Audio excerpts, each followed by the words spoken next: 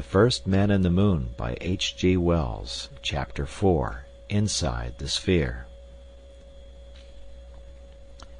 "Go on," said Cavor as I sat across the edge of the manhole and looked down into the black interior of the sphere. We two were alone. It was evening, the sun had set, and the stillness of the twilight was upon everything. I drew my other leg inside and slid down the smooth glass to the bottom of the sphere, then turned to take the cans of food and other impediments from Cavor. The interior was warm. The thermometer stood at 80, and as we should lose little or none of this by radiation, we were dressed in shoes and thin flannels. We had, however, a bundle of thick woolen clothing and several thick blankets to guard against mischance.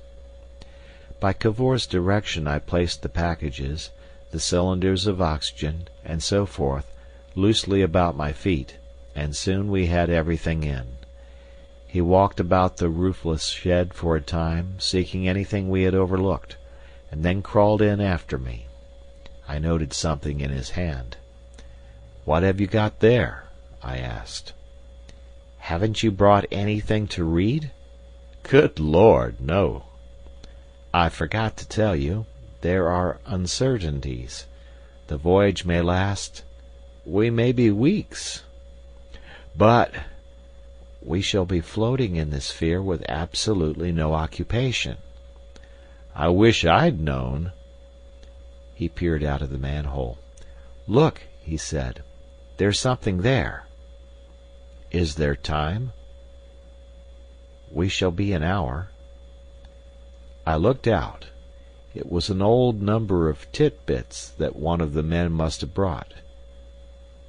Farther away in the corner I saw a torn Lloyd's News. I scrambled back into the sphere with these things. "What have you got?" I said. I took the book from his hand and read The Works of William Shakespeare. He colored slightly. "My education has been so purely scientific," he said apologetically. "Never read him?" "Never." "He knew a little, you know, in an irregular sort of way." "Precisely what I am told," said Cavor. I assisted him to screw in the glass cover of the manhole, and then he pressed a stud to close the corresponding blind in the outer case. The little oblong of twilight vanished. We were in darkness. For a time neither of us spoke. Although our case would not be impervious to sound, everything was very still. I perceived there was nothing to grip when the shock of our start should come, and I realized that I should be uncomfortable for want of a chair. "Why have we no chairs?" I asked. "I've settled all that," said Cavor.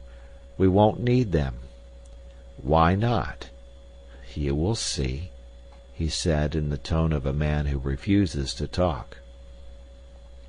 I became silent. Suddenly it had come to me clear and vivid that I was a fool to be inside that sphere. Even now, I asked myself, is it too late to withdraw? The world outside the sphere, I knew, would be cold and inhospitable enough for me. For weeks I had been living on subsidies from Cavor. But after all, would it be as cold as the infinite zero, as inhospitable as empty space?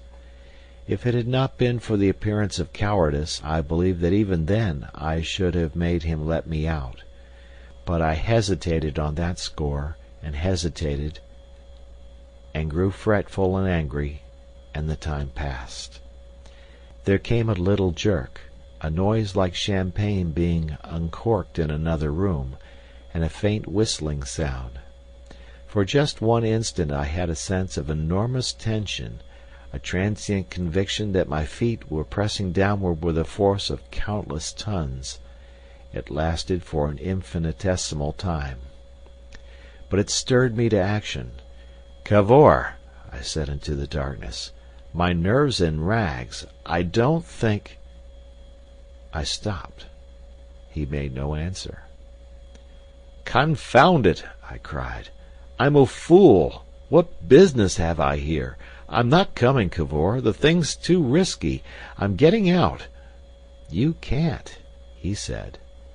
"Can't? We'll soon see about that." He made no answer for 10 seconds. "It's too late for us to quarrel now, Bedford," he said. "That little jerk was the start. Already we are flying as swiftly as a bullet up into the gulf of space." I said, and then it didn't seem to matter what happened. For a time I was, as it were, stunned. I had nothing to say. It was just as if I had never heard of this idea of leaving the world before. Then I perceived an unaccountable change in my bodily sensations. It was a feeling of lightness, of unreality. Coupled with that was a queer sensation in the head, an apoplectic effect almost, and a thumping of blood vessels at the ears. Neither of these feelings diminished as time went on, but at last I got so used to them that I experienced no inconvenience. I heard a click, and a little glow lamp came into being. I saw Cavor's face, as white as I felt my own to be. We regarded one another in silence. The transparent blackness of the glass behind him made him seem as though he floated in a void. "Well, we're committed," I said at last. "Yes," he said, "we're committed." "Don't move," he exclaimed, at some suggestion of a gesture. "Let your muscles keep quite lax, as if you were in bed. We are in a little universe of our own. Look at those things." He pointed to the loose cases and bundles that had been lying on the blankets in the bottom of the sphere. I was astonished to see that they were floating now nearly a foot from the spherical wall. Then I saw from his shadow that Cavor was no longer leaning against the glass. I thrust out my hand behind me, and found that I too was suspended in space, clear of the glass. I did not cry out nor gesticulate, but fear came upon me. It was like being held and lifted by something, you know not what. The mere touch of my hand against the glass moved me rapidly. I understood what had happened, but that did not prevent my being afraid. We were cut off from all exterior gravitation. Only the attraction of objects within our sphere had effect. Consequently, everything that was not fixed to the glass was falling, slowly, because of the slightness of our masses, towards the centre of gravity of our little world, which seemed to be somewhere about the middle of the sphere, but rather nearer to myself than Cavor on account of my greater weight. "We must turn around," said Cavor, "and float back to back, with the things between us." It was the strangest sensation conceivable, floating thus loosely in space, at first indeed horribly strange, and when the horror passed, not disagreeable at all, exceeding restful. Indeed, the nearest thing in earthly experience to it that I know is lying on a very thick, soft feather bed. But the quality of utter detachment and independence, I had not reckoned on things like this. I had expected a violent jerk at starting, a giddy sense of speed. Instead I felt as if I were disembodied. It was not like the beginning of a journey. It was like the beginning of a dream. End of chapter.